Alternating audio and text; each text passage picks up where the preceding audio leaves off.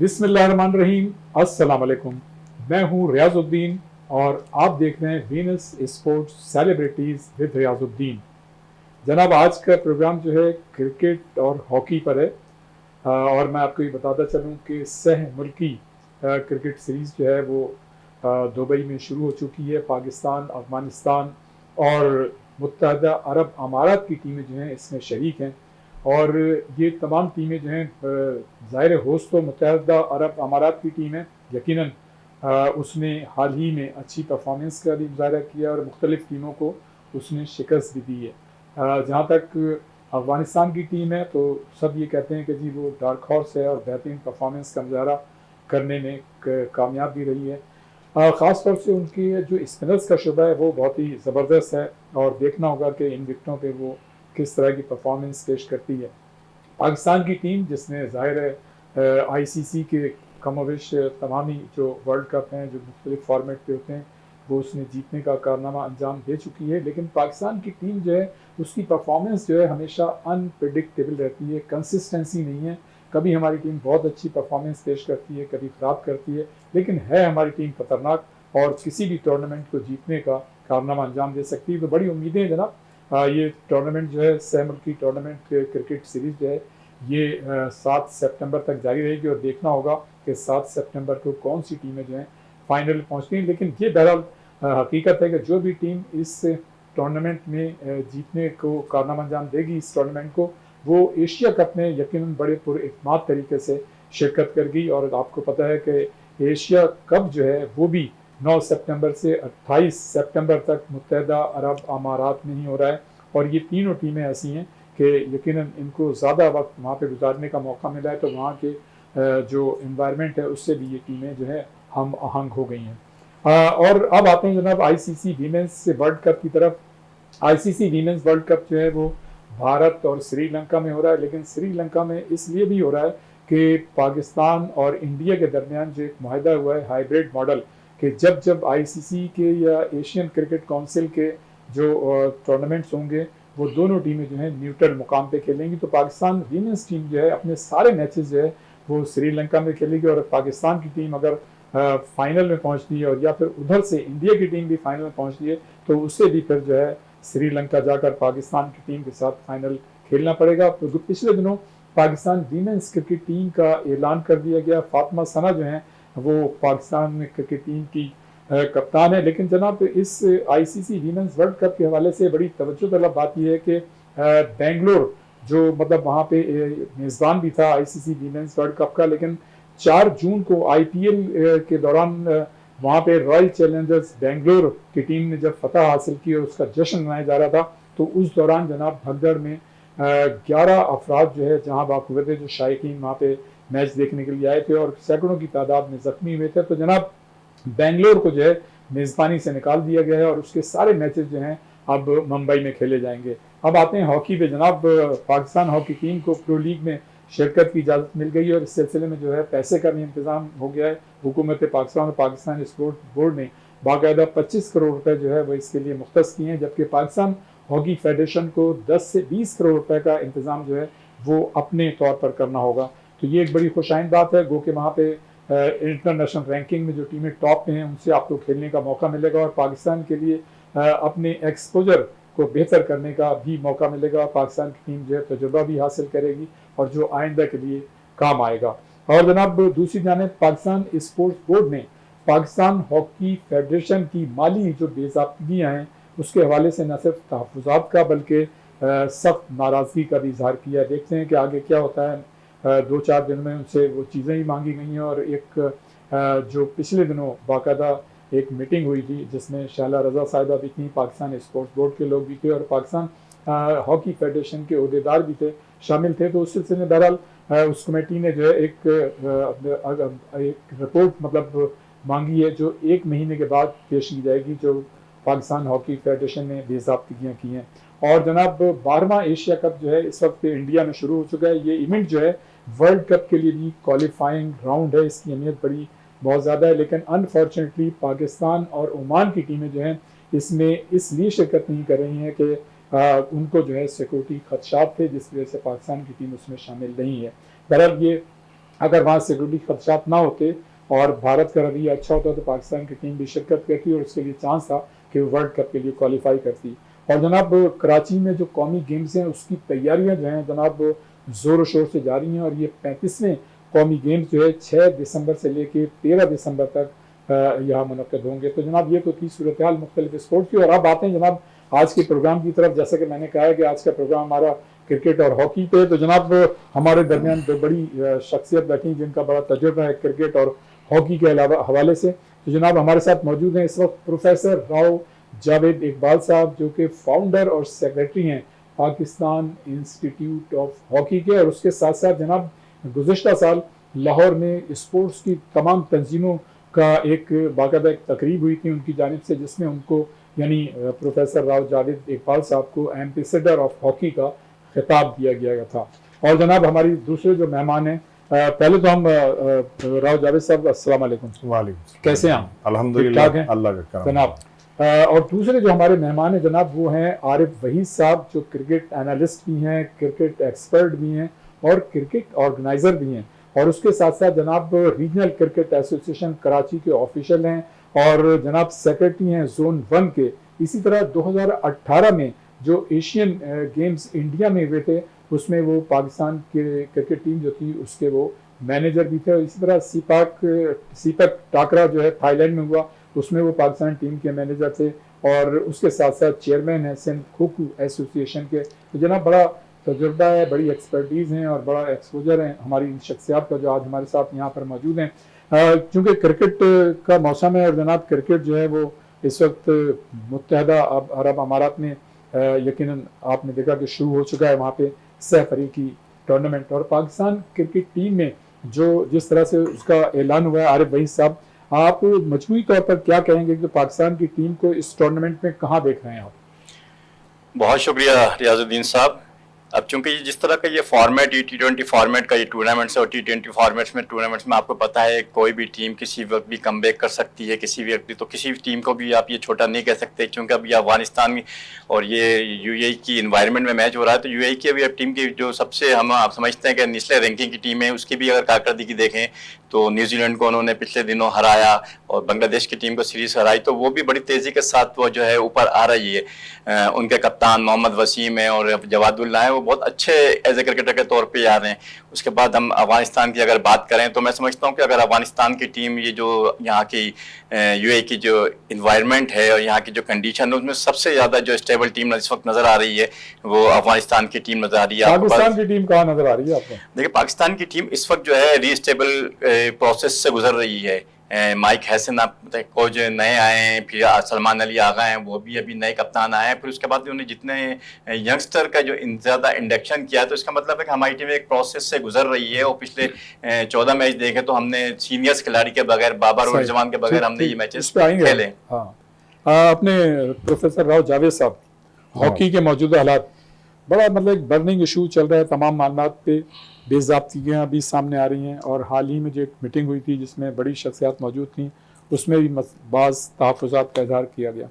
तो किस तरह देख रहे हैं मौजूदा हॉकी के हालात को? देखिए मजमूई तौर पर जो इस वक्त सूरत हाल है पाकिस्तान हॉकी की, और मैं तो इसको शामिल करूँगा, पाकिस्तान स्पोर्ट्स बोर्ड को भी इस सारे सिनेरियो में शामिल करूँगा, कि एक तरफ तो इल्ज़ाम दर इल्ज़ाम फेडरेशन पर, भाई अगर इल्ज़ाम आप लगाते हैं तो फिर फैसिलिटेट ना करें आप उनको।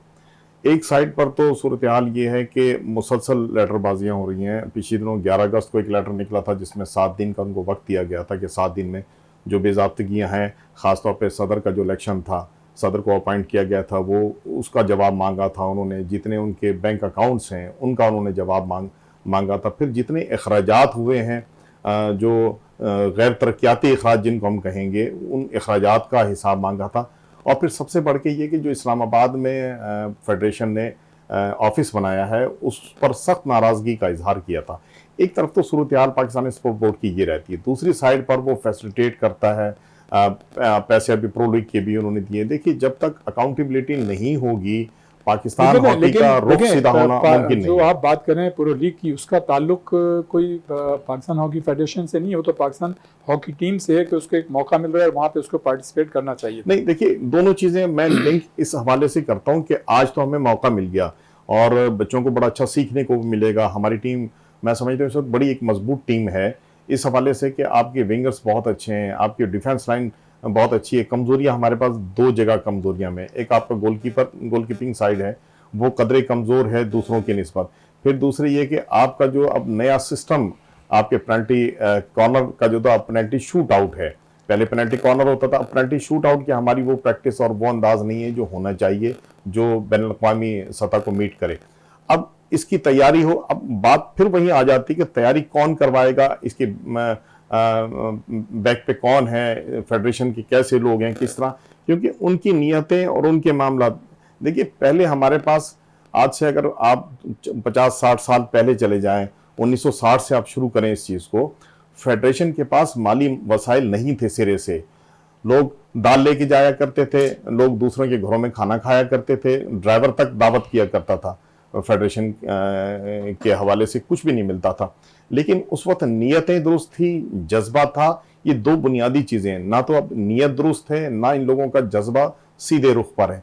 जब तक ये चीजें दुरुस्त नहीं होंगी, ये सारी चीजें बेकार हो जाएंगी। सही। अच्छा जनाब आरिफ वहीद साहब, जाहिर है तीनों टीम अभी जो आप बात कर रहे थे ना उसको कंटिन्यू कीजिएगा। किस तरह से कंपैरिजन करेंगे आप तीनों टीमों का? पाकिस्तान का कौन सा शोबा मजबूत है, अफगानिस्तान का कौन सा मजबूत है, और जो आपने जिक्र किया कि मुत्तहदा अरब अमारात की टीम जो है हालिया महीनों में उसने मुख्तलिफ टीमों को शिकस्त दी है। पाकिस्तान, अगर अफगानिस्तान के मैच की बात करें तो इसके अंदर पाकिस्तान की जो असल मुकाबला है पाकिस्तान की बैटिंग का और अफगानिस्तान की स्पिन बॉलिंग का है। इसके अंदर जो टीम जो है फतह हासिल करेगी वही टीम मैच में फतह हासिल करेगी, क्योंकि देख रहे हैं कि यहाँ की जो कंडीशन स्पिनर्स को बहुत ज़्यादा सूट करती हैं और अफगानिस्तान के पास 4 नहीं 5 स्पेशलिस्ट स्पिनर्स हैं, जिसमें उनके राशिद खान जो दुनिया के नंबर 1 स्पिनर्स हैं। उन्होंने मेरे ख्याल में T20 फॉर्मेट में 612 या 614 विकेट हासिल की, जो दुनिया में सबसे ज़्यादा है। मगर उनका थोड़ा सा प्रॉब्लम ये है कि चूंकि अभी वो इंजरी और सर्जरी से वापस आए तो उसका थोड़ा सा फ़र्क पड़ेगा। उसके अलावा उनके पास मुजीब है, उनके पास गजम्फर है, उनके बाद नूर अहमद हैं, उनके बाद नबी जैसे तजर्बेकार हैं। तो ये 4-5 उनके पास स्पिनर्स है। तो ये समझता हूँ कि स्पिन का जो शोबा है वो अच्छा, अफगानिस्तान का बहुत पाकिस्तान ज़्यादा के मजबूत साथ है। बड़ा मसला ये है कि जो हमारे सिलेक्टर्स हैं या जो भी मतलब टीम सिलेक्ट करते हैं वो कभी भी दो स्पिनर्स जो हैं स्पेशलिस्ट उनको साथ नहीं खिलाते। हालांकि मेरे ख्याल से ये जो विकेट है वो स्पिनर्स के लिए साजगार होगी और दूसरे जो टीम है वो भी इस पे मतलब ज़्यादा तवज्जो देती हैं। लेकिन जब से माइक एसन आए यहाँ पर जब से ज़्यादा यही बात की आ रही है कि वो स्पेशलिस्ट की तरफ जा नहीं रहे। जो उनका जो माइंडसेट है, जो उनका प्लान है, वो ज़्यादातर जो है ऑलराउंडर्स की तरफ जा रहे हैं, जिसको कहते हैं कि हम वो आधे तीसरे आधे ब्रिटिशर, ना प्रॉपर स्पेशलिस्ट की तरफ नहीं जा रहे। जिसकी हमने देखा कि पिछले दिनों हमारी कारकर्दगी बांग्लादेश के खिलाफ हुई, वेस्ट इंडीज़ के खिलाफ हुई, इतनी ज़्यादा अच्छी नहीं रही। हम बांग्लादेश के अंदर भी हार गए या वेस्ट इंडीज़ से भी हम हार गए। तो अगर इन टीमों से अगर हम हारेंगे, मगर चूंकि एक प्रोसेस में चल रहा है, उनका अपना एक प्लान है लेकर आए हैं माइक हैसन और सलमान अली आगा, उनको थोड़ा सा टाइम भी देना चाहिए। वो अपने प्लान के मुताबिक टीम को सेट करने की कोशिश कर रहे हैं। तो उनकी जो प्लानिंग नजर आती है उसमें ज़्यादातर वो स्पेशलिस्ट नजर नहीं आते। तो अगर आप देखें पाकिस्तानी टीम में तो इस वक्त देखें ज़्यादातर ऑलराउंडर्स ही नजर आएंगे। तो ऑलराउंडर जब देखते ही उनकी प्लानिंग की इस ट्राइंगल जो सीरीज़ है इसके अंदर कितनी कामयाबी होती है, क्योंकि मोमेंटम यही सेट करेगा ट्राइंगल सीरीज़ जो है एशिया कप का। फिर एशिया कप की कारकर्दगी मोमेंटम सेट करेगी जो T20 वर्ल्ड कप बिल्कुल ऐसे ही फरवरी है, में होने वाला है। बिल्कुल तो ऐसे ये ही। उसमें सारी चीज़ें ये एक आप दूसरे क्या का समझते हैं कि प्रोसेस। स्पिनर्स डोमिनेट करेंगे यहाँ पर? जी बिल्कुल, ये चूंकि ये मैच जो ट्राइंगुलर सीरीज हो रही है शारजा में हो रही है और एशियन जो गेम्स हो, एशियन जो कप होगा वो एशिया भी कप, वही होंगे, वो यूएई में है, मगर ये कि वो दुबई के अंदर और अबू धाबी के अंदर, तो वो दोनों दोनों की जगह विकेटों में होंगे। जी बड़ा फर्क है। और शारजा की आपकी विकेट देखते हैं यहाँ पर हाई स्कोरिंग मैच नहीं होते सही। और बड़ा मुश्किल होता है। यहाँ पर गेंद जो है पाकिस्तान स्ट्रगल करता है। मैं यहाँ पर जहाँ पर गेंद थोड़ी सी ट्रिप्स होती है तो पाकिस्तानी बैट्समैन स्ट्रगल करते हैं। तो स्ट्रगल पाकिस्तानी करते बैट्समैन को सही अफगानिस्तान के खिलाफ थोड़ी सी प्रॉब्लम्स होगी। सही। ये जनाब ये सिलसिला जारी रहेगा और यहाँ पर वक्त हुआ एक ब्रेक का, और जैसे ही ब्रेक खत्म होता है फौरन वापस आते हैं।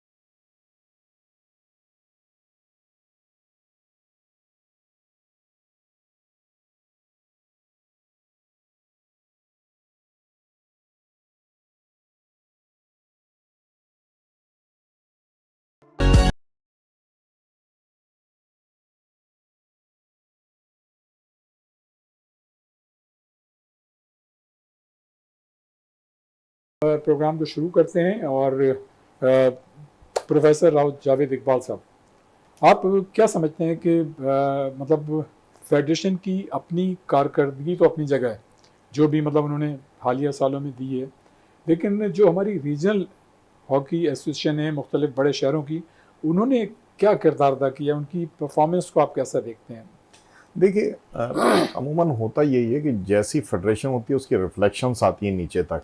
आपको पता है पाकिस्तान हॉकी में अलमिया ये है कि जब भी जो लोग भी फेडरेशन में आए फिर वो अपने मनपसंद लोगों को नीचे तक लेके आते हैं। यानी आपकी जो डिस्ट्रिक्ट हॉकी एसोसिएशन है, आपकी प्रोविंशियल हॉकी एसोसिएशन है, आप उसका नतीजा देखें ना कि ये इस वक्त दो बॉडी हमारे पास हैं, फेडरेशन में भी और सूबाई सतह पर भी और ज़िले सतह पर भी।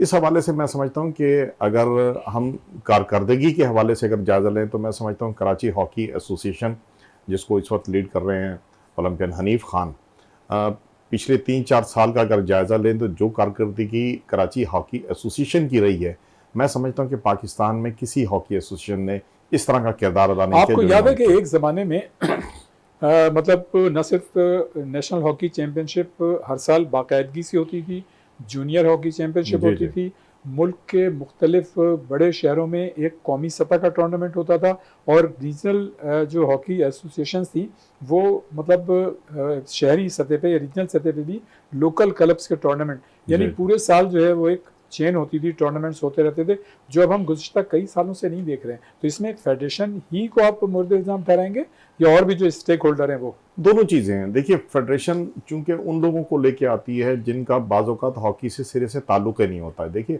अब आप देख लें ना, जो ज़िले एसोसिएशंस हैं या सूबाई एसोसिएशन है, उनमें जो चेहरे बैठे हुए, इवन ये कि पाकिस्तान हॉकी फेडरेशन में भी, मैं समझता हूँ उन्होंने शायद हॉकी का उनको वेट नहीं पता होगा, कभी उनकी ग्राउंड का लेंथ का नहीं पता होगा कि ग्राउंड होता कितना बड़ा है, खेल के क़वाइद व ज़वाबित क्या हैं। उन लोगों को जब आप एसोसिएशन और फेडरेशन में ले आएंगे तो जाहिर सी बात है ये सारी चीज़ें ऑटोमेटिकली ख़त्म होती चली जाएंगी। अरे भाई साहब, बड़ा तस्करा हो रहा है बाबर आजम का, रिजवान का, और नो डाउट मतलब है कि उनकी परफॉर्मेंस जो है ऑन एंड ऑफ बहुत अच्छी भी रही है, इसमें कोई शक नहीं। फिर बाबर आजम ने बड़े रिकॉर्ड भी बनाए हैं। अच्छा, अब एक कंट्रोवर्सी चल रही है, दो स्कूल ऑफ थॉट्स हैं जो मतलब ये कह रहे हैं, पहले ये मतलब ये बातें आती थी कि जो इनकी परफॉर्मेंस ठीक नहीं है, आप नए खिलाड़ियों को चांस दें। तो अब ये हो रहा है कि जनाब जब नए खिलाड़ियों को ले लिया है, वो टीम में शामिल हैं, तो अब ये कहा जा रहा है कि जी बाबर आजम और रिजवान को टीम में होना चाहिए था। आप क्या समझते हैं, इनके बगैर ये टूर्नामेंट जो पाकिस्तान की टीम शरीक हो रही है या एशिया कप, किस तरह से देख रहे हैं? देखिए, इसमें नो डाउट के बाबर, रिजवान, शाहीन अफरीदी ये वर्ल्ड क्लास खिलाड़ी हैं, और वर्ल्ड क्लास खिलाड़ी जो है ये इतने ही दिनों के अंदर नहीं बनते हैं। इन पे बहुत ज़्यादा इन्वेस्ट की जाती है, बहुत ज़्यादा टाइम इनमें इन्वेस्ट किया जाता है, फिर जाके कहीं जाके तो ये हमारे एसेट्स हैं, इसमें कोई नहीं है। वर्ल्ड क्लास खिलाड़ी हैं, वो खिलाड़ी हैं जो अपने नेचुरल टैलेंट की बुनियाद पर हैं। ऐसे खिलाड़ी सदियों में कहीं पैदा होते, तो हमें इनकी कदर करनी चाहिए, मगर उनकी अपनी अपनी एक फॉर्मेट होती है कि जिस तरह बाबर आजम जो है कन्वेंशनल क्रिकेट पे खेलने पर ज़्यादा तवज्जो रखते हैं, वो मॉडर्न क्रिकेट अब चूँकि आ गई है, तो मॉडर्न क्रिकेट और कन्वेंशनल क्रिकेट के बीच में वो फंस के उनकी कारकर्दगी बहुत ज़्यादा ख़राब हो रही है। तो मगर हमारे जो मैनेजमेंट के लोग हैं उनको देखने चाहिए कौन सा खिलाड़ी कहाँ पर ज़्यादा सूट करता है। नए खिलाड़ियों को भी चांस देना चाहिए यहाँ पर। इसके अंदर अगर देखें कि पिछले 14 मैच के T20 के अंदर बाबर, रिजवान नहीं खेले, तो इनसे मुसलसल मौके दिए जा रहे हैं। तो ये टीम कहीं ना कहीं सेट हो जाएगी और इन टीमों को थोड़ा सा चांस देना पड़ता है। मगर बाबर और रिजवान की भी अपनी एक जगह है टेस्ट में, वनडे के अंदर, तो उनका अपनी जो है स्टेबिलिटी है वहाँ पर। अच्छा, मतलब ये बातें सुनने में आ रही हैं कि वनडे में रिजवान की जगह सलमान अली आगा को, और टेस्ट क्रिकेट में जनाब अपने जो शान मसूद हैं उनकी जगह जो है सऊद शकील को लाया जा रहा है। गो के पीसीबी ने इसकी तरदीद की कि ऐसा नहीं है, लेकिन आप ये समझते हैं कि जब एक चीज़ इस तरह से सामने आती है तो कुछ ना कुछ तो होता है, क्या कहेंगे? और एक तो ये बात, दूसरी है कि या ये वक्त सही है कि उनको मतलब रिप्लेस किया जा सकता है? जी, पीसीबी ने इस बात की तरदीद तो की है, मगर जो वाइब्स आते हैं, जो उनके जो पीसीबी का सेंट्रल कॉन्ट्रैक्ट की मिसाल दे दें, सेंट्रल कॉन्ट्रैक्ट के अंदर डी कैटेगरी के अंदर शान मसूद और दानियाल राजपूत एक ही कैटेगरी के अंदर, शान मसूद टेस्ट कैप्टन और दानियाल राजपूत जो एक है तो डी कैटेगरी। तो इसका मतलब है कि बाबर आजम और जो रिजवान को ए कैटेगरी खत्म करके बी में लाया गया, तो उनके तो 15-20 लाख रुपए कम हो गए। देखिए, जिस तरह आपने कहा कि उनको एक कैटेगरी से बी में लाया करे, एक कैटेगरी कैटेगरी बिल्कुल खत्म कर दी गई है, और ये हाँ। बड़े अफसोस की बात है पाकिस्तान के लिए, बड़ी सोचने की बात है कि क्या हमारे पास क्या ए कैटेगरी के क्या प्लेयर्स ही नहीं है, या उस परफॉर्मेंस के प्लेयर नहीं है कि हमें ए कैटेगरी खत्म करना पड़ी।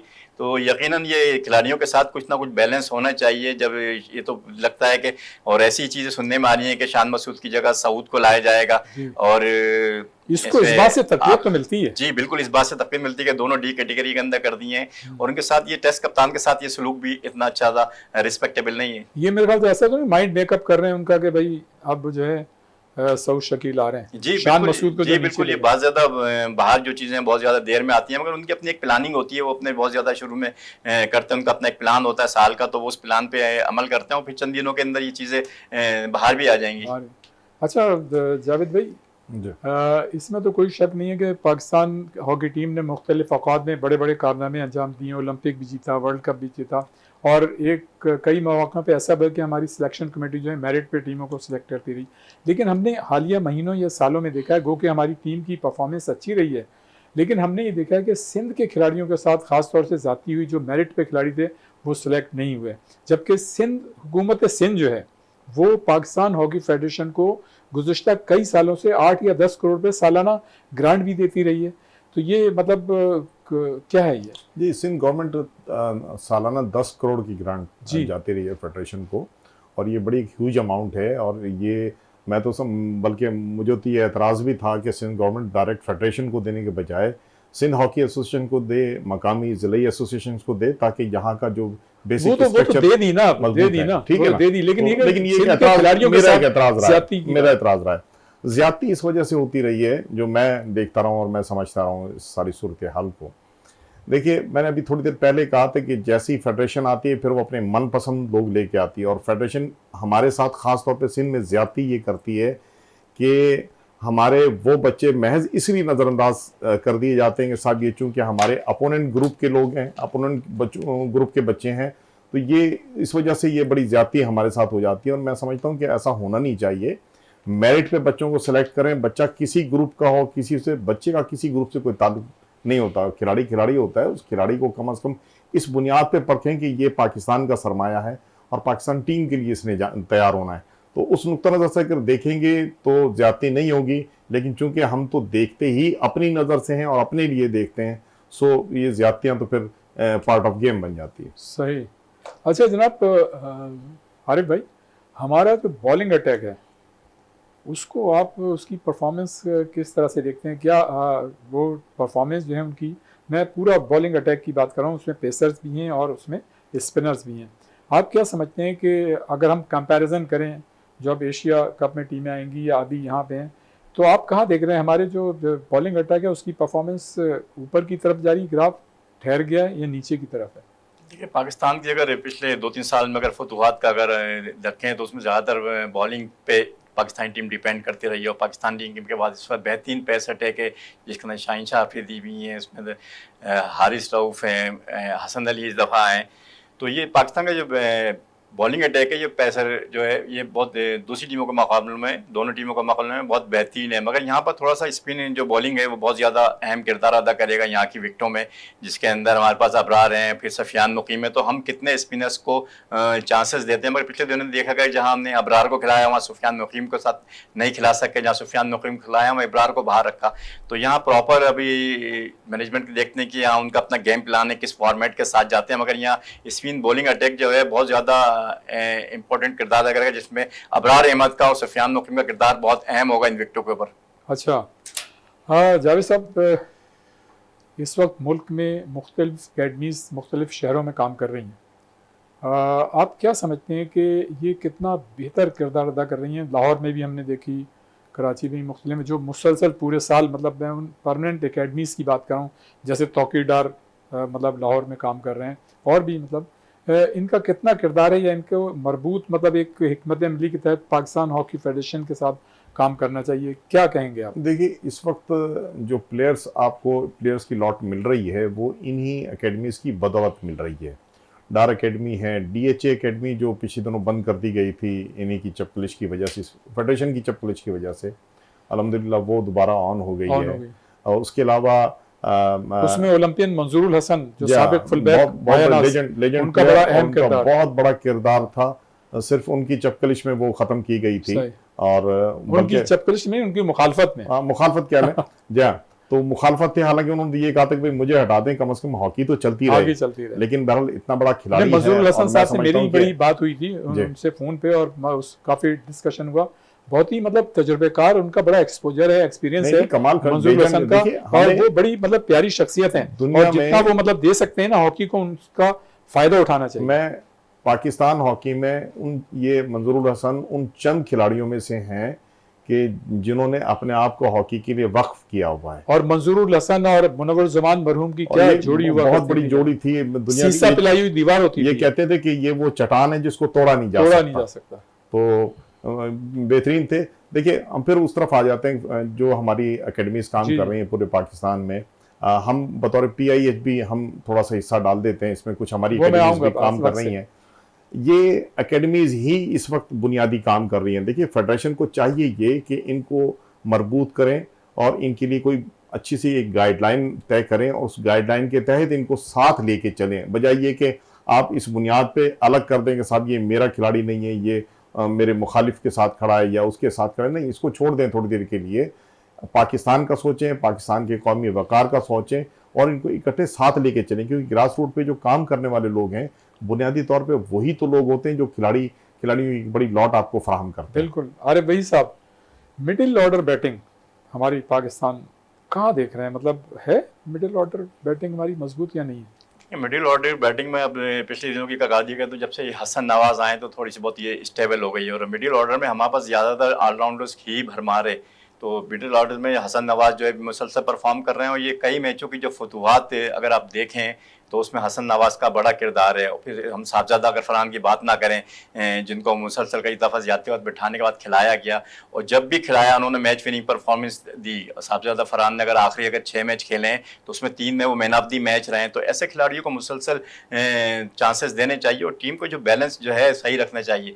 चाहे हमारी टीम, पाकिस्तान की टीम का जो बैलेंस बाज़ दफ़ा आउट हो जाता है, जब बाज़ दफ़ा ऑलराउंडर्स की भरमार हो जाती है, बाज़ दफ़ा स्पिनर्स कम हो जाती है, तो टीम का जो कम्बिनेशन होता है ये बड़ा इंपॉर्टेंट होता है। तो चूंकि हमारी टीम अभी तक ये प्रोसेस, तजर्बात के प्रोसेस ही से गुजर रही है, तो ये पिछले दिनों जो तजर्बात जो किए जा रहे हैं, जिसमें ये अक्सर आप सुनते भी होंगे हम सीखने के प्रोसेस से गुजर रहे हैं, मगर ये टाइम है अब ये एशिया कप जो है, तो हम बचपन से सुन रहे हैं, तो ये सीखने का कप जो है, जैसे पाकिस्तान एशियन शाइन जो टीम गई, ये अगर बात करें कि हम सीखने के प्रोसेस से तो समझ में आती है, मगर ये एशिया कप जो हो रहा है, ये ट्रायंगुलर सीरीज हो रही है, ये डिलीवर करने का टाइम है, ये यहाँ डिलीवर करना होता है यहाँ पर। तो ये बहुत सारी चीजें अब आपको यहाँ पर नजर आएंगी कि पाकिस्तान की जो पिछले दिन तैयारी रही है उसमें अब ये किस तरीके से डिलीवर करते हैं ट्राई सीरीज में, एशिया कप के अंदर। तो ये बहुत ही इंपॉर्टेंट है, ट्राई सीरीज जो है, जो पाकिस्तान की लाइन सिम्त जो है, ये सेट करेगी कि पाकिस्तानी क्रिकेट कहाँ जा रही है। सही है। जनाब जावेद भाई, ये बताइए कि माशाल्लाह आपने आज से कई साल पहले पाकिस्तान इंस्टीट्यूट ऑफ हॉकी की बुनियाद रखी, और आप उसके फाउंडर भी हैं, सेक्रेटरी हैं। तो जब आपने मतलब ये शुरू किया था तो आपके जहन में क्या था, और आप इतने साल गुजरने के बाद आप ये समझते हैं कि आपने उस टारगेट को पूरा कर लिया है जब आपने स्टार्ट किया था, जो सोचा था आपने, या अभी बहुत काम करना बाकी है?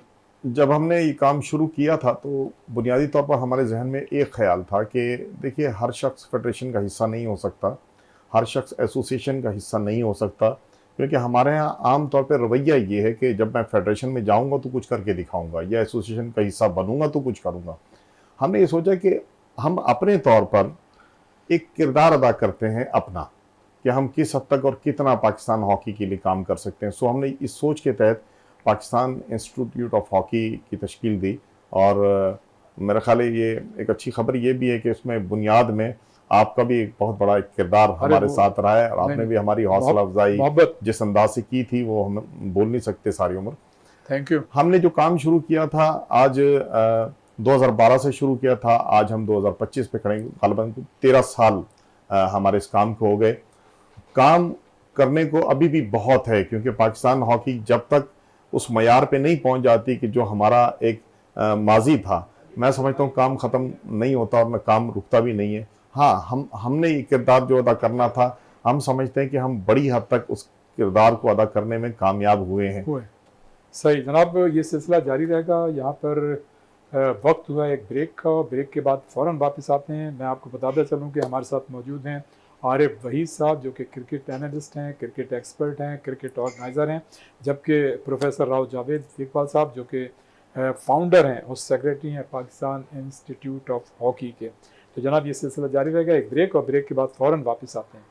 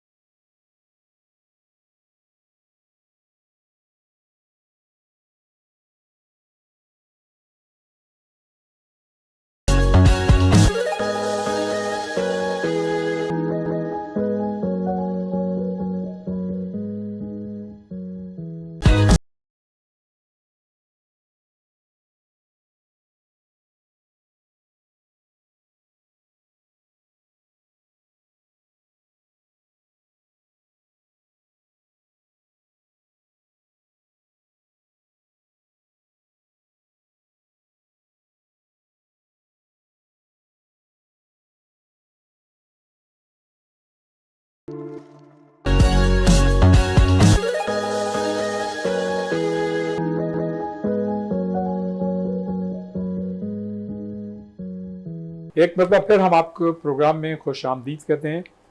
जनाब आरिफ वहीद साहब, आप माशाल्लाह रीजनल क्रिकेट एसोसिएशन के ऑफिशियल भी हैं, और जो जितनी भी मतलब फॉर्मेट की पाकिस्तान में कौमी सतह पर क्रिकेट होती है उसमें आप मैनेजर की हैसियत से भी जाते हैं, फिर आप जोन 1 के सेक्रेटरी भी हैं। आप क्या कहेंगे इस वक्त जो कराची में क्रिकेट हो रही है, आप समझते हैं कि मतलब सारी चीज़ें मेरिट पे हो रही हैं, कोई ख़राबी नहीं है, सही है सब, या है कोई बेचैनी कहीं?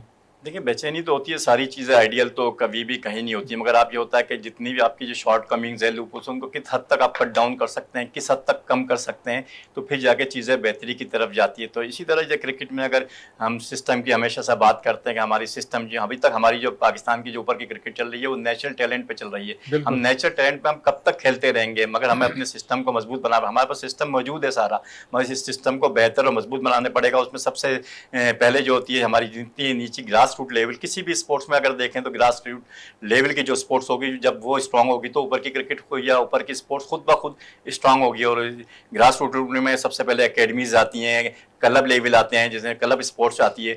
तो अगर ये क्लब लेवल की क्रिकेट को बहुत ज़्यादा प्रमोट किया जाएगा बोर्ड की तरफ से या मैनेजमेंट की तरफ से, और इसकी क्वालिटी और क्वांटिटी को मजीद बेहतर किया जाएगा, तो ऊपर की क्रिकेट खुद हो जाएगी। ये कोई रॉकेट साइंस नहीं है किसी स्पोर्ट्स को सही करना, अगर आप ऑनेस्टी के साथ, ईमानदारी के साथ, इंटेंशन हो आपकी कि विल हो के भाई हम इस गेम को ईमानदारी की बुनियाद पे कर सकते हैं, तो ये सारी चीज़ें ऑटोमेटिकली बेहतर हो जाएंगी। अच्छा आरिफ भाई साहब, बहुत से लोगों का जो क्रिकेट से मुताल्लिक है, अक्सर हमसे उनकी बात होती है तो वो ये कहते हैं कि जावेद अहमद खान साहब जो कि ज़ाहिर है कराची मतलब रीजनल क्रिकेट एसोसिएशन के सेक्रेटरी, और जिन्होंने लास्ट जो इलेक्शन हुए थे उसमें बड़ा फाल किरदार अदा किया था, वो नज़र नहीं आते, क्या वजह है उसकी?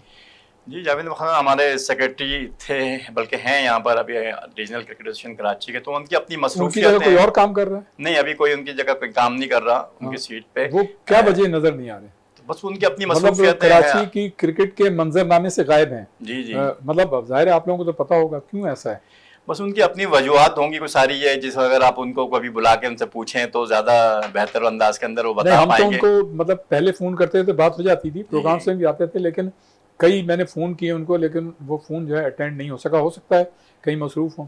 हाँ, हो सकता है कि मुल्क से बाहर गए होंगे, तो उनकी अपनी मसरूफियात बहुत ज़्यादा होती हैं, तो इसकी वजह से। मगर ये कि रीजनल क्रिकेट एसोसिएशन की जो जितना भी स्ट्रक्चर है वो बहुत अच्छे तरीके से वहाँ पर चल रहा है, उनके बगैर भी चल रहा है। जी जी, वो तो ज्वाइंट तो मतलब सेक्रेटरी की हैसियत से काम हम नहीं कर रहे, वो खुद काम नहीं कर रहे हैं, मगर कौन काम कर रहा है, उनका काम कौन देख रहा है? देखिए, जितने ये जो जितना मॉडल स्ट्रक्चर आया था इसके अंदर, पीसीबी के अंदर, उसमें ज़्यादा इख्तियार तो वैसे ही प्रेसिडेंट के पास हैं जिस स्ट्रक्चर के अंदर। तो सारी जितनी भी चीज़ें हैं जो डे टू डे अफेयर्स हैं सारे, तो वो हमारे नदीम उमर साहब हैं जो बिल्कुल उसको सारी चीज़ों को बोर्ड के साथ राब्ते में, वो सारी चीज़ों को बहुत अच्छे तरीके से वो चला रहे हैं। तो ज़्यादा चीज़ें ये प्रेसिडेंट ही करता है, चाहे वो जोनल लेवल पे हो, चाहे वो रीजनल लेवल पे हो, ये प्रेसिडेंट के पास इख्तियार है। बहुत से लोगों का ख्याल है कि जैसे ज़ाहिर नदीम उमर साहब, एजाज फारूकी साहब, इनकी नेक नियति पे और क्रेडिबिलिटी पे कोई शुबा नहीं किया जा सकता और इनका बड़ा कंट्रीब्यूशन है। आप क्या समझते हैं कि बहुत से जो संजीदा हल्के हैं उनका ये ख्याल है कि इतनी बड़ी और इतनी अच्छी शख्सियत अगर ये एक हो जाएं तो कराची की क्रिकेट को ज़्यादा बेहतर तरीके से आप मैनेज कर सकते हैं, क्या कहेंगे? देखिए, ये तो खुद आपने ही सारा बहुत अच्छी तरीके से बयान कर दिया कि इन दोनों की जो जितनी भी हैं, दोनों साहिबान की, नदी उमर साहब हैं चाहे प्रोफेसर एजाज अहमद फारूकी साहब हैं, इन दोनों का कंट्रीब्यूशन बहुत ज़्यादा रहा है कराची क्रिकेट में और बहुत ज़्यादा ये लोग कीन इंटरेस्टेड हैं, रहे स्पोर्ट्स के अंदर, स्पोर्ट्स लवर्स हैं आजकल। चूँकि आपको पता है कि जितनी क्रिकेट के खराजात हैं या स्पॉन्सरशिप के लिए बहुत होती है, तो ये बहुत ज़्यादा इनकी स्पॉन्सरशिप भी हमारे साथ रहती है। तो इन दोनों का हज़रात अगर ये दोनों अगर मिलकर कराची क्रिकेट को बेहतर करें तो कराची क्रिकेट तो यकीनन बहुत ज़्यादा तेज़ी के साथ तरक्की करेगी और वो माजी का तुर्र इम्तियाज वापस आ सकता है जब हमारी टीमें जो हैं कराची की हर फॉर्मेट में मतलब टाइटल जीता करती हैं। जी बिल्कुल, एक टाइम था कराची की टीम बल्कि बहुत ज़्यादा पीछे नहीं आए। पिछले साल तक देखे तो पाकिस्तानी कराची की टीम, दोनों टीमों ने कायदन ट्रॉफी जीती, कायदन ट्रॉफी फाइनल में T20 जीता, सारे फॉर्मेट पिछले साल ही जीते। मगर इस साल बदकिस्मती से ये है कि हमें कायदन ट्रॉफी के लिए क्वालिफाइंग राउंड खेलना पड़ रहा है, जो कि मेरे ख्याल में आज से शुरू हो रहा है। बिल्कुल बिल्कुल। अच्छा, अपने जावेद साहब, आज से 2-4 दिन पहले वफाकी हुकूमत ने बड़ी संजीदगी से मतलब जो टीमें जिन इदारों में ख़त्म हो गई थी उनको बहाल करने की बात की है। अच्छा, इससे पहले भी हम सुनते रहे जब मतलब मीर ज़फ़रुल्लाह खान जमाली, अल्लाह ताला उन्हें गरीक रहमत करे, तो उन्होंने भी डायरेक्टिव्स निकाले थे, लेकिन सिर्फ 1% कोई एक आध टीम बनी थी, नहीं बनी थी। और मोहतरम जनाब शहबाज शरीफ साहब ने भी डायरेक्टिव्स निकाले थे, उसके बाद भी कुछ नहीं हुआ। अब फिर एक मरतबा कोशिश की जा रही है। आप क्या समझते हैं कि खिलाड़ियों के लिए, नौजवानों के लिए और कौमी खेल हॉकी के सिलसिले में जॉब्स और कैरियर कितना ज़रूरी है और उनकी मतलब मुलाजमत लगना कितना ज़रूरी है? देखिए, ये जस्ट लाइक ऑक्सीजन, ये ऑक्सीजन है खिलाड़ियों के लिए, खेल के लिए ऑक्सीजन है। रोज़गार नहीं होगा तो खाली पेट खिलाड़ी कितनी देर खेलेगा, कब तक खेलेगा? ज़ाहिर है उसके पीछे घर है, उसके पीछे फैमिली है पूरी की पूरी। वो फैमिली एक उम्मीद और आस के साथ उसको ग्राउंड पे छोड़ती है, क्योंकि हमारा जो कल्चर है वो उस तरह का नहीं है जैसे यूरोप में कि खेल उनकी सकाफत का, कल्चर का या ज़िंदगी का हिस्सा होता है। हम खेलते हैं आम तौर पर अपने माशी हालात बेहतर बनाने के लिए, और माशी हालात आपको पता है बेहतर तब बनेंगे कि जब उन्हें रोज़गार के मौके मिलेंगे। और हमारे यहाँ रोज़गार के मौके बदकिस्मती से जब से टीमें बंद हुई हैं यकसर मौकूफ़ होकर रह गए हैं। और ये जो डायरेक्टिव निकलते हैं, मैं समझता हूँ कि शायद संजीदगी वहाँ भी नहीं है और संजीदगी हमारे पास मांगने वालों के पास भी उस तरह की नहीं है कि जो होनी चाहिए, तलब वो नहीं है हमारी शायद। सही। अच्छा, अपने आरिफ वहीद साहब, गो के बज़ाहिर भारत की टीम सह मुल्की टूर्नामेंट में तो नहीं है, लेकिन ज़ाहिर एशिया कप में होगी और शमन गुल जो है उनकी टीम में शामिल हो गए। किस तरह से देखते हैं? नहीं, शमूल को तो जाहिर है कि वो एक बहुत ही एक्स्ट्रा ऑर्डिनरी खिलाड़ी हैं, इंडियन टीम के कप्तान भी हैं, तो यकीनन उनकी इंडक्शन से बहुत ज़्यादा टीम मजबूत होगी। मगर इंडियन टीम का जो बैकअप है वो सारा वो इस तरह का है, उनकी जो सिस्टम है कि उनकी जो आप देखते हैं कि जितने खिलाड़ी होते हैं, हम हमेशा बैकअप की बात करते हैं, मगर सबसे ज़्यादा मजबूत जो है इंडियन टीम का बैकअप नज़र आता है। उनके पास खिलाड़ी की एक खिलाड़ी का बैकअप कई खिलाड़ी होते हैं, तो उनका चूँकि सिस्टम उनका थोड़ा सा बहुत बेहतर है, उस सिस्टम पर वो मजीद काम कर रहे हैं, तो इसकी वजह से ताकि उनके ऊपर की क्रिकेट देख लें, अंडर-19 के क्रिकेट देख लें या नीचे ग्रास रूट। हमारी क्रिकेट का भी तो अच्छा बेहतर, जब से PSL हो रही है उसके बाद से खिलाड़ी तो सामने आए हैं।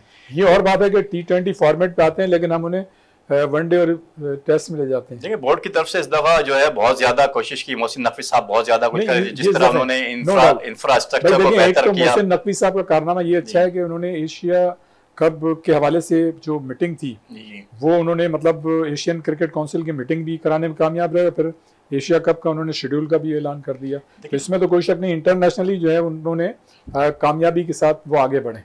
देखिए, इंटरनेशनली देख लें जिस तरीके से उन्होंने स्टैंड लिए, या हाइब्रिड मॉडल का स्टैंड लिया उन्होंने, एशिया कप के अंदर इन्होंने स्टैंड लिए, तो ये इस किस्म का कोई स्ट्रॉन्ग आदमी ही स्टैंड ले सकता था।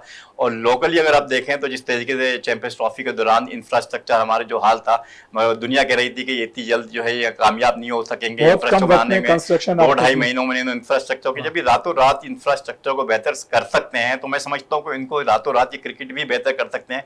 और ये क्रिकेट बेहतर करने की कोशिश करती है, गो के उसके अंदर बहुत सारी चीज़ें होती हैं, उनकी अपनी एक टीम होती है जिसमें काम कर रहे होते हैं। अभी भी उन्होंने कहा कि पिछले दिनों बयान देखा कि मेरा सिलेक्शन के अंदर कोई ताल्लुक नहीं है, तो सिलेक्शन के अंदर उनका ताल्लुक नहीं चाहिए, मगर अकाउंटेबिलिटी जिस तरह प्रोफेसर साहब ने शुरू में कहा था कि अकाउंटेबिलिटी किसी भी गेम के लिए बहुत जरूरी है। अकाउंटेबिलिटी जब तक ऊपर से नीचे की तरफ नहीं होगी तो कोई भी गेम जो है उस तेजी से तरक्की नहीं कर पाएंगे। सही। अच्छा जावेद इकबाल साहब, तो मैंने आपसे बहुत सारे सवालात किए, आपने ज़ाहिर है जवाबात दिए।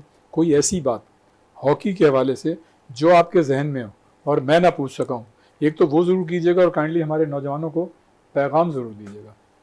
जी, मैं एक बात ज़रूर कहना चाहूँगा कि हम बहुत अरसे से ये मुतालबा करते हुए आए हैं कि पाकिस्तान हॉकी फेडरेशन अपना मार्केटिंग डिपार्टमेंट ज़रूर बनाए, क्योंकि मार्केटिंग डिपार्टमेंट जब तक, क्योंकि मार्केटिंग जो है वो रीढ़ की हड्डी होती है किसी भी इदारे का। हमारी बदकिस्मती है कि हम हमेशा झोली फैला के हर इवेंट पे झोली फैलाते हैं। अगर हमारा मार्केटिंग डिपार्टमेंट, आपको याद होगा 2006 में सरदार नवीद हैदर डायरेक्टर मार्केटिंग 2005 में लीग हुई थी हमारे पास, तो वो बहुत एक ज़बरदस्त एक प्रोग्राम हुआ था हमारा, और वो मरून मिन्नत था उस डिपार्टमेंट के, यानी जो मार्केटिंग आपका डिपार्टमेंट था। एक बात तो ये कि हमारा मार्केटिंग डिपार्टमेंट होना चाहिए। दूसरी बात ये, हमारी जो यूथ है, देखिए हॉकी इतना शानदार खेल है कि आपको ज़हनी जिस्मानी तंदुरुस्ती के साथ साथ चाको चौबंद होना पड़ता है। ये समझ लें कि जैसे आप ज़िंदगी के मराहिल तय करते हो, ज़िंदगी में गोल सेट करते हैं, हॉकी में भी इसी तरीके से आप गोल सेट करते हैं और आगे बढ़ते हैं। तो मैं ये चाहूँगा कि लोग, नौजवान ज़्यादा से ज़्यादा ग्राउंड पे आएँ, हॉकी खेलें, हॉकी को अपनाएं। ये आपका कौमी खेल है और इस कौमी खेल को हम एक बार फिर ज़िंदा करने के लिए, बहाल करने के लिए हम 9 सितंबर को पूरे पाकिस्तान में हॉकी का कौमी दिन मनाने जा रहे हैं। और ये हर साल की तरह हम मनाते हैं। गुज़श्ता साल हमने कमोबेश 700 मकामात पर पूरे पाकिस्तान पे बैक वक्त तकरीबात की थी, और इस साल इंशाल्लाह हम 1000 की तादाद क्रॉस करेंगे। हम बुनियादी तौर पर हॉकी का कौमी दिन इसलिए मनाते हैं कि 1960 में रोम ओलंपिक जो इटली में हुआ था, उसमें हमने पहली बार गोल्ड मेडल हासिल किया था। हमने नसीर बुंदा ने गोल किया। नसीर बुंदा, बिल्कुल नसीर बुंदा, शानदार राइट आउट, वाहिद और इकलौता गोल किया जी। राइट आउट नूर खान का क्रॉस था, उस क्रॉस पर नसीर बुंदा का बड़ा खूबसूरत गोल था।